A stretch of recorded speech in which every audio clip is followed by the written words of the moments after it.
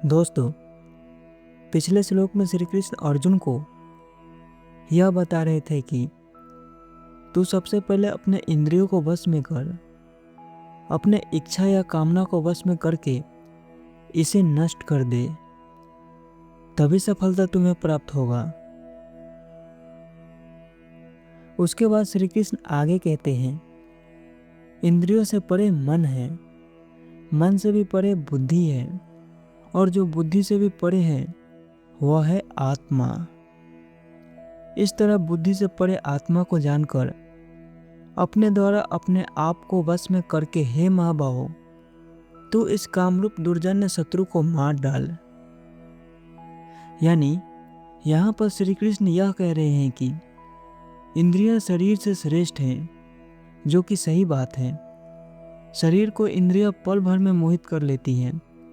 कैसे करता है वो मैं समझाता हूँ। जैसे एक शराबी का शरीर स्वस्थ हो सकता है, लेकिन उसकी इंद्रियां यानी उसका जीव उसे फिर से शराब पीने के लिए मजबूर कर देती है। इसलिए इंद्रियां शरीर से श्रेष्ठ हैं। मन इंद्रियों से श्रेष्ठ है। वो कैसे है ये मैं आपको समझाता हूँ। अगर मन दृढ़ हो जाए कि सिगरेट नहीं पीनी है, तो जीव यानी इंद्रिय इच्छा होने के बावजूद भी आप सिगरेट छोड़ सकते हैं। बस छोड़ने का इरादा पक्का होना चाहिए। तो साबित हुआ ना, इंद्रियों से भी श्रेष्ठ मन है। श्री कृष्ण आगे और बताते हुए कह रहे हैं कि मन से भी श्रेष्ठ बुद्धि है। और ये कैसे, मैं समझाता हूँ। अगर बुद्धि यह समझ ले कि सिगरेट पीने से कैंसर होता है, तो वह मन को समझाता है कि धूम्रपान करने से फायदा नहीं है, जिससे मन धूम्रपान करने से रोक देता है। अगर बुद्धि चाहे तो हुआ ना साबित कि बुद्धि मन से भी श्रेष्ठ है। लेकिन जो बुद्धि से भी श्रेष्ठ है वह है आत्मा, यानी सबसे श्रेष्ठ आत्मा है। दोस्तों, ध्यान से समझ लीजिए, यहाँ पर श्री कृष्ण बहुत ही गहरी बात समझा रहे हैं। शरीर से बड़ा हुआ इंद्रिया, इंद्रियों से बड़ा हुआ मन, मन से भी बड़ा हुआ बुद्धि, और जो बुद्धि से भी बड़ा हुआ वह है आत्मा। और सारा खेल इसी आत्मा को समझने का है।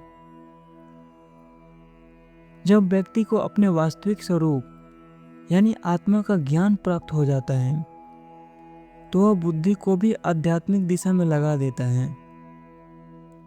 तो जब बुद्धि को सही दिशा में लगाया जाता है, तो काम वासना का अपने आप ही विनाश होने लगता है। हमें अपने बुद्धि के माध्यम से मन को सही और जरूरी कामों में लगाकर इंद्रियों को नियंत्रित करना चाहिए। इंद्रिया अगर नियंत्रण में आ गया तो उसका अगला कदम होगा मन।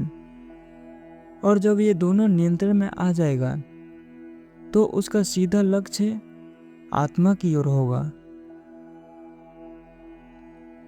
दोस्तों, यह श्लोक हमें काम वासना पर काबू पाने और आत्मा के भावनाओं और अहंकार से ऊपर उठकर मोह माया और इच्छा पर विजय प्राप्त करने की रास्ता दिखाता है।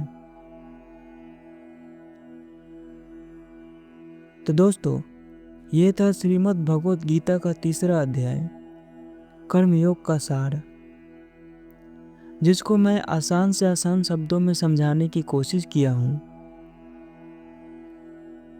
अगर मैं कहीं पर गलत बोल दिया होगा या फिर मेरे से कहीं गलती हो गया होगा, तो कृपया करके माफ कर देना। मैं सिर्फ आपको भगवत गीता में क्या क्या ज्ञान छुपा हुआ है वो बता रहा हूँ। बाकी सब आपको देखना है कि क्या गलत है और क्या सही। जो आपको सही लगे आप वही करो। मेरा काम था सिर्फ समझाना, और वो मैंने किया भी। तो मिलते हैं दोस्तों भगवत गीता के चौथे अध्याय में। तब तक के लिए जय श्री कृष्णा।